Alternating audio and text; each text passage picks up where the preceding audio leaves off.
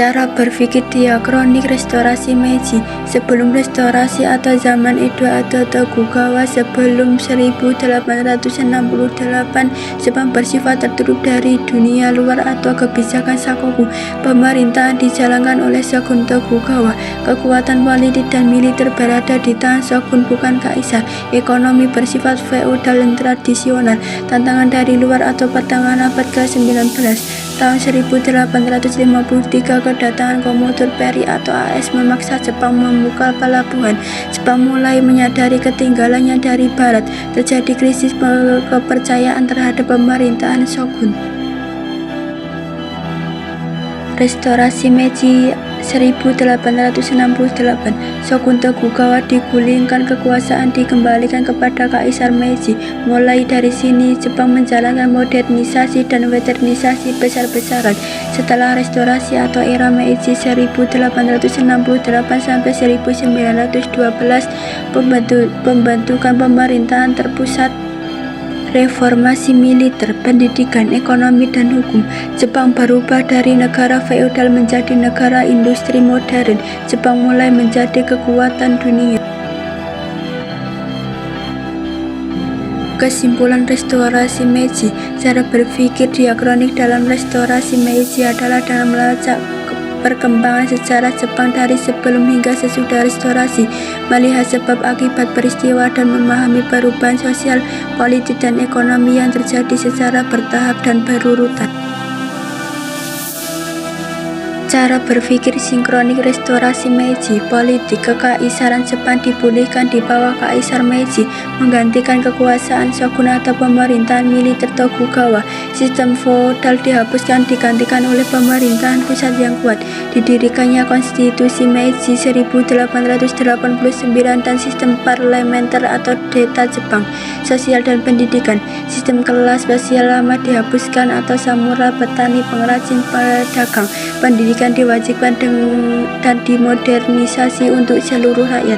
Dikirimnya pelajar ke luar negeri untuk belajar ilmu barat. Ekonomi, industrialisasi pesat, pembangunan pabrik, perkereta-apian, dan pelabuhan.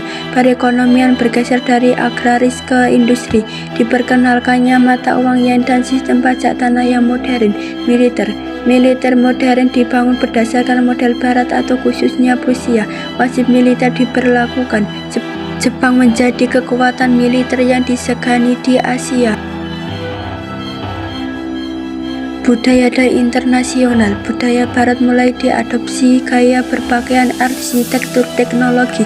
Jepang membuka diri terhadap dunia luar setelah lama mengisolasi diri. Jepang mulai menjadi negara imperial dan penjajah, misalnya perang Tiongkok, Jepang, dan perang Rusia dan Jepang. Cara berpikir sinkronik restorasi Meiji. Latar belakang restorasi Meiji. Restorasi Meiji adalah pengembalian kekuasaan dari Shogun Tokugawa kepada Kaisar Jepang yang sedang berkuasa saat itu, Kaisar Matsuhito. Terjadi sejak 1866 sampai 1869.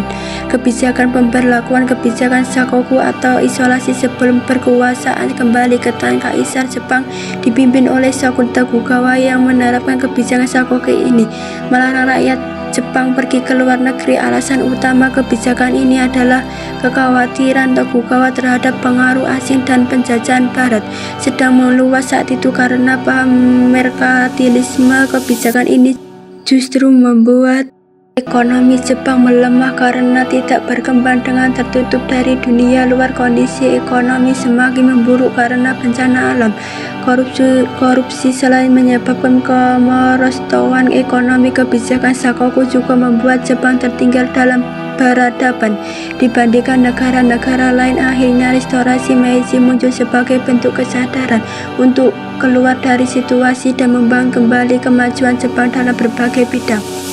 Munculnya kelompok anti-shogun terjadi karena tekanan dari negara barat yang memaksa Jepang membuka diri. Shogun Tokugawa yang setuju membuka hubungan dengan barat kehilangan wibawa karena dianggap mengingkari janjinya.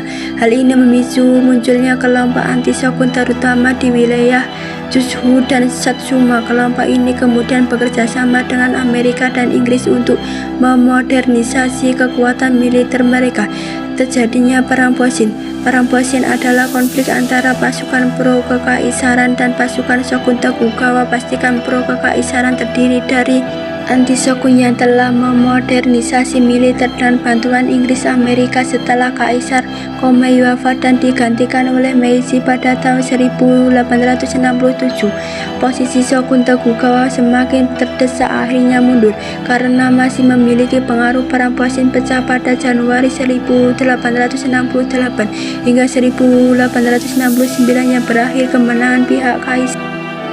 Tujuan restorasi Meiji: 1. Untuk mengembalikan kekuasaan atas pemerintahan Jepang pada Kaisar. 2. Mengejar ketertinggalan Jepang dari negara barat. 3. Membalas kekalahan Jepang dalam perang. 4. Membuka negara Jepang untuk berinteraksi dengan negara luar agar bisa belajar. Kebijakan restorasi Meiji: 1. Mengirim pemuda Jepang belajar di luar negeri. 2. Mendatangkan pakar dari luar ke Jepang. 3. Menerapkan wajib militer belajar 8 tahun. 4. Perombakan sistem militer.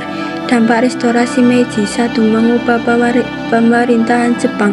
2. Mengubah Jepang menjadi negara industri Meiji. 3. Jepang melancarkan misi imperialisme. Sekian video dari kelompok 7 saya akhiri. Wassalamualaikum warahmatullahi wabarakatuh.